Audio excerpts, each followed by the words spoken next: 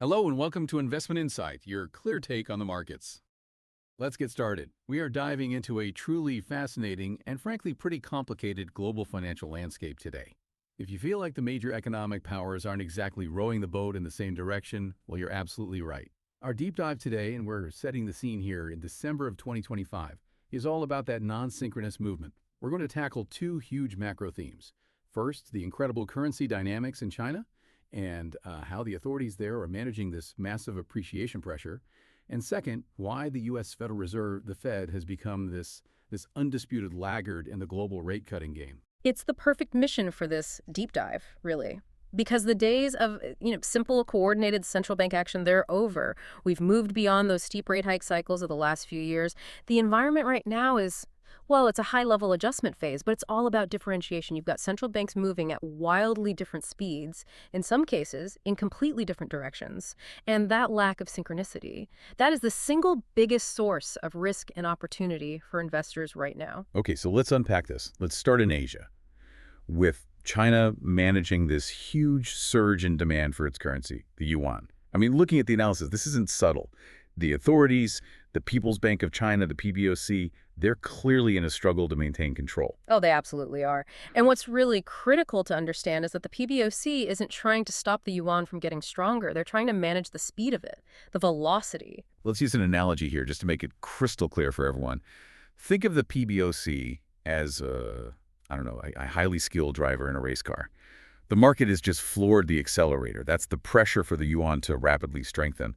But the PBOC is constantly, riding the brakes. They're keeping the car at a high, steady speed, not letting it just blast off into overspeed. They want managed movement. That is a perfect analogy. And the engine is being floored by a perfect storm of factors. I mean, if you connect this to what's happening globally, the pressure really mounted after December 1st. That's when the U.S. Fed declared the end of quantitative tightening, or QT. Okay, wait, let's pause there. QT is a technical term we hear all the time. Why does the end of QT make the U.S. dollar weaker and therefore the yuan stronger? That's a crucial point. So QT is when the Fed is shrinking its balance sheet. It's effectively reducing the money supply, draining liquidity from the market. When the Fed says we're stopping that, the market hears that dollar liquidity is no longer being actively sucked out of the system. And that just naturally causes the dollar index to fall a little bit, which immediately gives other currencies with strong fundamentals, like the yuan, room to strengthen. So that's the global trigger. What about the local structural factors inside China that are driving this intense yuan demand right now? The structural demand is immense. First, you have to remember we're in December. This is always the peak seasonal period for Chinese exporters. They have record high dollar earnings from these massive trade surpluses, and they have to convert all those dollars back into yuan for their year-end settlement, to pay wages, taxes, suppliers. That demand is always intense, but this year it's just maximum. And it's not just the export companies, right? There's also capital coming in from foreign investors looking for a return. Exactly. We also have these structural inflows from two big sources. First was the MSCI index rebalancing back in late November. That automatically directs foreign capital into Chinese stocks. Second, you have funds specifically targeting the recent rally we've seen in Chinese value stocks, particularly the large state-owned enterprises, or SOEs. When foreign funds buy those shares, they have to buy yuan first. All of this it combines to create serious upward pressure. So if the pressure is that strong, how exactly are the authorities managing this day to day? What are the specific tools they're using to keep that brake pedal pressed down? They're relying on two really visible methods. The first is their daily management of the exchange rate. It's known as the daily reference rate, or the fix. I know they set this every morning, but how does it actually work as a brake? So they set a midpoint for the day. If the market is expecting the yuan to strengthen a lot, the PBOC will intentionally set the fix just a little bit higher, which means a weaker yuan direction than the market models would predict. It's a clear signal to slow things down. For instance, the analysis shows they're managing the rate down from a recent high of, say, 7.0749 towards the current 7.05 to 7.06 range. But they're clearly micromanaging the pace. They're making sure it doesn't drop too quickly. And the second method is much more direct. It involves actual trading in the open market. correct? Precisely. We saw very clear evidence of this on December 4th and 5th. Chinese state-owned banks were observed actively buying U.S. dollars in the onshore market. And if you're buying dollars, you are, by necessity, selling yuan. That is concrete, active intervention. It's a message to the entire market that the authorities are all about speed control. This whole discussion inevitably brings us to that big psychological barrier of 7.0 yuan to the dollar. That number, it just carries so much symbolic weight in the markets. It's the key psychological line. It's what the market is testing. The PBOC's stated policy is that the rate has to reflect economic fundamentals. But their implicit message, the powerful one, is aimed directly at speculators, at herd behavior. The message is 7.0 only breaks when we say it breaks. They will use every tool they have to stop speculation dead in its tracks if it threatens to push past that line too fast. So if you're listening to this and you're looking at your portfolio, what does this all mean? What does this managed but clearly strengthening yuan signal for Chinese assets? What's the so what for investors? The acknowledgement of yuan strength, even with these speed limits, is a clear green light for Chinese assets. For foreign investors, this means you've got the prospect of an FX gain on top of any stock price return. That sounds like a really powerful driver. It creates what you'd call a virtuous cycle. The potential for the currency to appreciate just accelerates capital inflow into Chinese stocks, especially those big, large-cap A&H shares like banks or tech leaders, and also into Chinese government bonds. Foreign investors are often willing to buy these assets, even if the stock fundamentals are just okay, simply because that currency tailwind is so strong. But you mentioned the downside here. This strength hurts China's low-cost exporters. It compresses their margins. So how should an investor think about managing that risk? You need a defensive rotation strategy. It has to be built into your China exposure. You have to shift away from those classic export names. Instead, you should favor companies that are geared towards domestic consumption. Or even better, favor companies that import huge amounts of raw materials. Think energy importers, shipping firms, steel manufacturers. For them, a strong yuan means cheaper imports, and that directly boosts their profits. That's the crucial portfolio shift. That is fantastic context. Yeah, okay. Okay, let's pivot. Let's move away from China's highly controlled currency and look at the chaos in the global interest rate environment. Because this is where this whole non-synchronous theme really hits home. Rates are high everywhere, but the easing phase is incredibly messy. It is messy. It's messy because most major central banks realized by late 2024 that their aggressive hikes had done the job. They needed to ease off the pressure to stop a recession, but they all acted on different timelines, and that has led to this non-synchronous mess. So who's already deep in the easing club by now, December 2025? Europe led the charge. The European Central Bank, the ECB, they cut their deposit rate by 25 basis points way back in March of 2025. The Bank of England followed them in May, starting its own cutting cycle, bringing rates down to 4.25%. And other central banks, Canada, Australia, New Zealand, they've also cut multiple times throughout the year. So you have most of the developed world cutting rates, but there are two huge exceptions, and we really need to dig into both. Let's start with Japan. You've called it the absolute anomaly. Japan is structurally changing the entire global debt landscape. I mean, while everyone else is cutting, Japan is in what you can only call a historical interest rate normalization cycle. They spent decades fighting deflation, and now, finally, they're fighting to get back to a genuinely positive rate world. They started by ending negative rates and that yield curve control YCC policy back in 2024. Correct. They pushed their policy rate up to 0.5% by January of 25.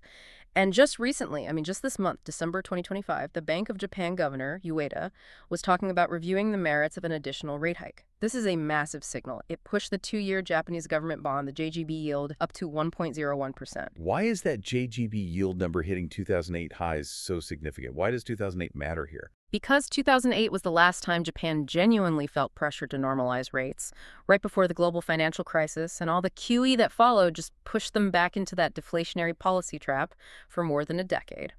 Hitting that 2008 level signals they are serious. It means the decades-long deflationary mindset that defined the Japanese market, and by extension global interest rates, is fundamentally structurally ending. Japan is still hiking while the world eases. So you have Europe cutting, Japan hiking, and then you have the U.S. Fed. And the Fed is earning this title of the laggard of the entire cycle. Why is the Fed so slow? They've been slow twice, really. They were late to start hiking back in 2021, 2022. They initially called inflation temporary, remember? And now they're the laggard in cuts. They only started easing after September of 2025, long after the ECB and the Bank of England. And as we look ahead to this December FOMC meeting, they're only just debating their second or third little 25 basis point cut. They're the last major central bank to join the party. And their caution is entirely wrapped up in one specific really problematic data point. And that is the September 2025 core PCE reading, 2.8%. Right, that's the Fed's preferred inflation gauge. Yeah. Help us understand why 2.8% is creating such a tight spot for them. It's the perfect definition of a dilemma. The 2% target is the speed limit, right? And they are still at 2.8%. It's a little lower than the 2.9% before it, which means inflation is slowing down, disinflating, but it is not accelerating down toward their target. It kind of feels like you're driving 30 miles per hour in a 25 zone. I mean, you are technically speeding, but does it really warrant slamming on the brakes? That is exactly the dilemma. They are caught in a fine-tuning interval. On one side, they see slowing growth. We're seeing slower hiring, downward revisions to GDP. On the other side, prices are still elevated at 2.8%. If they cut too quickly, they risk reigniting inflation. If they wait too long, they risk causing a recession. So this ambiguous 2.8% number, it just demands a slow, cautious, laggard pace compared to their global peers who have more room to cut. Okay, let's pull all this together. Let's synthesize this three-way non-synchronicity into some actionable takeaways for investors. The first takeaway seems to be just accepting that the investment world is no longer one-dimensional. You have to. You must abandon the simple idea that the whole world raises or cuts together. We have a divided picture, easing in Europe, normalizing in Japan, and this slow easing in the U.S. You have to tailor your strategy by region, not just globally. And takeaway number two is the huge change this forces on global currency markets, the FX shift. Absolutely. The combination of a partially weaker dollar because of the U.S. laggard cuts and a potentially stronger yen because of Japan's normalization. It fundamentally threatens a trade that has dominated the global economy for years, the famous yen carry trade. That's the strategy of borrowing cheap yen and investing the money in higher yield currencies. It's been a staple trade for decades. But if the yen starts to appreciate because Japan is normalizing rates, the cost of paying back that yen loan goes way up. It makes the trade extremely dangerous. Investors need to reassess all their cross-currency exposure because the relationship between the dollar, the yen, and other currencies is changing dramatically. And finally, let's look at the volatility this brings to the stock market. The source material points out that the problem for stocks isn't the interest rate level, but the uncertainty of the path. And the core PCE at 2.8% is the culprit there. Since the Fed is stuck in that ambiguous zone, any small data surprise, a slightly better jobs report, a small miss on factory orders, it causes market expectations for rate cuts to just swing violently. That constant adjustment of expectations for the yield curve creates severe volatility. It's what traders call whipsaw. Which means rapid, punishing sector rotation for anyone invested in equities. Exactly. You're forced into these rapid rotations between rate-sensitive growth stocks, then defensive sectors, then back to dividend stocks, all depending on the news of the day. You can't just assume a simple risk-on environment anymore. You need an active, nimble rotation strategy to manage these constant shifts. That is a masterful breakdown of the complexity facing us. Before we wrap up, what is the single most structural, maybe provocative thought you want to leave with our listeners? Despite the overwhelming focus we all place on the Fed and the easing cycle, Japan's explicit move toward raising rates and its market response, with those two-year JGBs hitting 2008 highs, that is arguably the most important structural shift happening right now. It forces a complete long-term reassessment of asset allocation, not just across Asia, but in every global debt market. The end of deflationary Japan.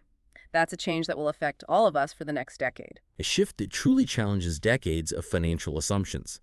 That concludes our deep dive today, taking us from China's micromanaged currency environment to the Fed's slowdowns and highlighting the critical need to monitor global divergence. Don't forget to subscribe and hit that like button.